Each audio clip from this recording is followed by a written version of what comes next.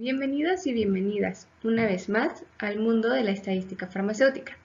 Hoy les explicaré cómo hacer la ANOVA de un factor en Minitab. Comenzaremos con este enunciado. Se produjeron 3 lotes de tabletas con aglutinantes distintos y se desea saber qué aglutinante produce las tabletas más resistentes. Para eso, haremos una ANOVA de un solo factor, donde el factor de respuesta será la dureza. Recordemos que en la ANOVA, para rechazar la hipótesis nula, f calculada debe ser mayor a f de tablas, o bien el valor de p ser menor al valor de alfa establecido. La hipótesis nula es que las medias de dureza de cada lote son iguales, mientras que la hipótesis alterna es que hay al menos 2 medias de dureza distintas. Esta ANOVA la realizaremos en el software Minitab. Lo primero que tenemos que hacer es abrir la aplicación. Una vez abierta, copiaremos los datos que tengo en el Excel a la hoja de trabajo, que como podrán observar es bastante parecido a la de Excel.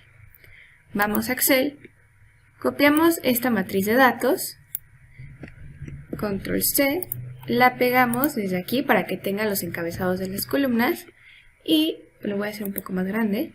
Vemos que tenemos la columna 1, 2 y 3 con los 10 datos para cada uno. Recordemos que el 1, 2 y 3 son los niveles de factores, es decir, los aglutinantes utilizados. Nos vamos a la pestaña o ventana de estadísticas. Presionamos ANOVA de un solo factor y nos pregunta si los datos de respuesta están en una columna para todos los niveles de factores, que no es el caso, ya que los datos de respuesta están en una columna separada para cada nivel de factor. La seleccionamos, nos posicionamos en el recuadro de respuestas y seleccionamos dónde están las respuestas. Hay dos maneras de seleccionarla. Podemos seleccionarla, picarle seleccionar o hacer doble clic. Una vez que ya tenemos las respuestas, nos vamos a opciones. En opciones le ponemos que asuma las varianzas iguales, ya que es un supuesto que se debe de cumplir, con un nivel de confianza del 95%, es decir, un alfa de 0.05. Le damos a aceptar. Posteriormente nos vamos a comparaciones, que son las pruebas de rango múltiple que se harán. Y seleccionamos tanto la de Tukey como las de Fisher, que es la de mínimos cuadrados que ya vimos en el otro video. Y le ponemos aceptar. En gráficas le ponemos que nos devuelva la gráfica de intervalos y en las gráficas de residuos que nos enseñe las 3 en una, el histograma, las gráficas de probabilidad y el de residuos contra ajustes. Esto para verificar los supuestos. Aceptar. En resultados le vamos a poner que nos den tablas simples y que nos dé todos los resultados para enseñárselos. Método, información de factores, análisis de varianza, resumen del modelo y medias. Le damos a aceptar. Por último, el de almacenamiento nos dice si queremos guardar los ajustes o los residuos. Le pondré los dos solo para que veamos cómo es que los devuelve. Le ponemos a aceptar y una vez que todos los ajustes están personalizados, le damos a aceptar para que haga el ANOVA. El ANOVA nos devuelve tanto las gráficas como en la ventana de sesión nos da el resumen del modelo y aquí abajo tenemos en la hoja de trabajo los ajustes que vienen siendo los promedios de cada uno de los lotes. Para el aglutinante 1 tenemos que el promedio de dureza es 8.3, para el aglutinante 2 tenemos que es 6.6 y para el aglutinante 3 7.1 y los residuos de cada uno de los valores. Haré grande la ventana de sesión para ver lo que viene siendo la ANOVA. Nos dice que hizo una ANOVA de un solo factor de 3 niveles, donde la hipótesis nula es que todas las medias son iguales y la hipótesis alterna es que no todas las medias son iguales, con un valor de alfa de 0.05. En información del factor nos dice otra vez que son 3 niveles con los valores 1, 2 y 3. Posteriormente nos da la tabla de análisis de varianza. El resumen del modelo simplemente nos dice cuál es el R cuadrado o cómo se ajusta el ANOVA al modelo. Este en realidad ahorita no nos sirve mucho, así que lo eliminaré. Nos da las medias para cada uno de los factores, que ya lo habíamos visto antes, con su intervalo de confianza, que explicaré más adelante. Y por último, nos da las comparaciones tanto de Tukey como de Fisher. Ahora, recordemos que la ANOVA primero debe de cumplir 3 supuestos, el de normalidad, el de independencia y el de varianza. Y antes de revisar la ANOVA verificaremos que estos supuestos sí se cumplen. Entonces, Lo primero es ir a estadísticas, ir a ANOVA y hacer la prueba de igualdad de varianzas. Otra vez le ponemos que los datos de respuesta están en una columna separada para cada nivel de factor. Nos posicionamos en respuesta y seleccionamos los factores. Aquí ya tenemos más columnas derivados de los ajustes y los residuos. Seleccionamos las columnas en donde tenemos las respuestas de dureza. Otra vez en opciones nos pregunta el nivel de confianza. En gráficas nos dice que qué gráficas queremos observar y qué resultados necesitamos. Le ponemos aceptar. Y nos devuelve tanto en la prueba de igualdad de varianzas, donde la hipótesis nula es que todas las varianzas son iguales, y la hipótesis alterna es que por lo menos una varianza es diferente, con un alfa de 0.05. Recordemos que si el valor de P es mayor al valor de alfa, entonces, aquí lo tenemos, se acepta la hipótesis nula. Si el valor de P es menor al valor de alfa, se rechaza la hipótesis nula. En este caso, tanto en la tabla de las pruebas como en las gráficas, tenemos que el valor de P para las dos pruebas que se hicieron es mayor a alfa, es decir, se acepta la hipótesis nula. Todas las varianzas son iguales. El primer supuesto de homoelasticidad se cumple. Cerramos estos, le ponemos que no nos la guarde, también minimizamos esta y nos vamos a la ventana de sesión de la ANOVA. ANOVA de un solo factor. Y verificamos las gráficas de residuos. El supuesto de normalidad lo podemos ver tanto en el histograma como en la gráfica de probabilidad normal. En el histograma debemos de observar algo parecido a una campana de Gauss, y en la gráfica de probabilidad los residuos se deben de alinear a la línea de normalidad. En ambos casos se cumple. En la gráfica de residuos contra ajuste necesitamos ver que se cumple el supuesto de independencia, es decir, vemos que no hay un patrón que siguen los residuos, por lo tanto decimos que los residuos son independientes y aleatorios. Hemos concluido entonces que los tres supuestos se cumplen, es decir, los datos como están pueden ser utilizados para hacer la ANOVA, no es necesario transformarlos. Por lo tanto, regresamos entonces, vamos a cerrar aquí, le ponemos que no nos guarde las gráficas y regresamos a la sesión de ANOVA. Ahora sí, verificaremos cómo nos salió la ANOVA. Tenemos la tabla de ANOVA.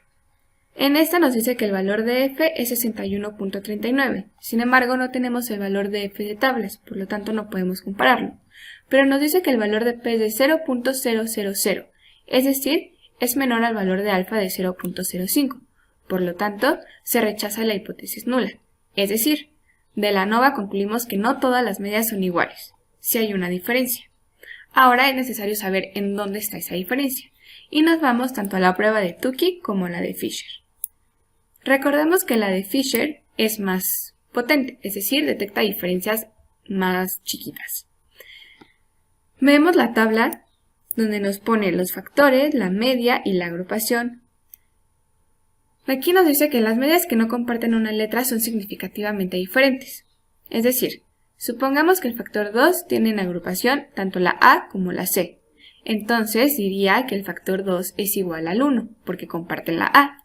En este caso, no se comparten las letras, es decir, los tres factores son diferentes entre sí, y esto lo podemos ver tanto en la gráfica de intervalos de confianza como en la gráfica de intervalos. Abrimos la gráfica de intervalos de confianza,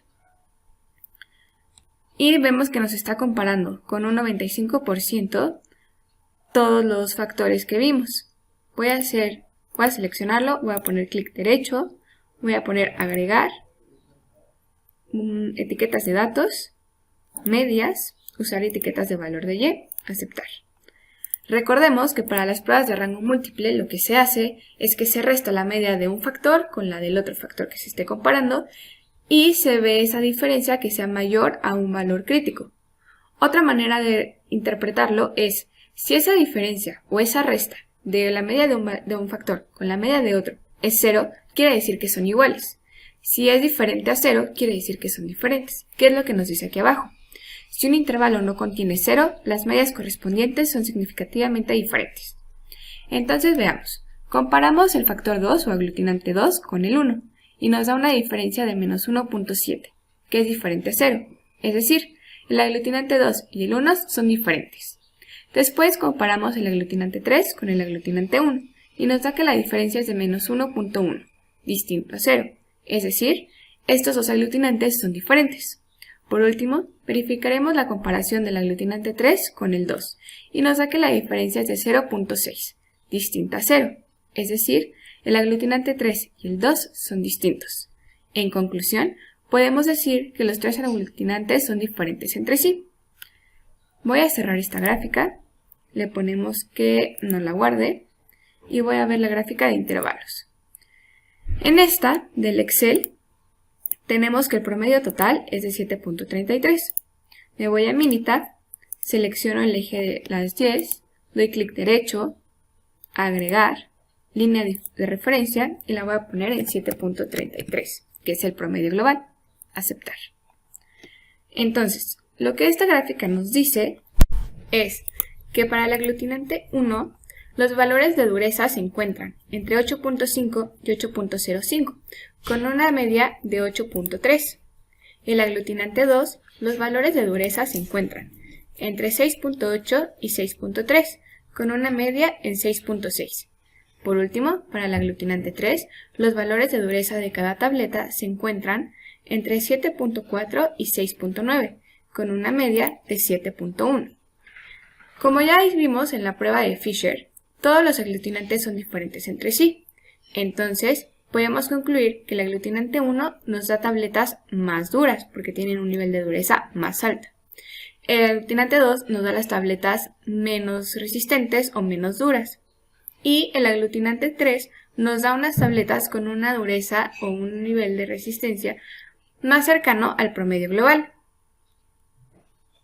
Ahora, minimizo esta y nos vamos a la sesión para ver la prueba de Tukey.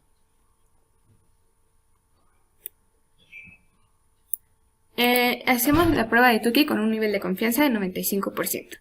Igualmente agrupa cada factor con una letra. Si las letras se comparten, quiere decir que son iguales.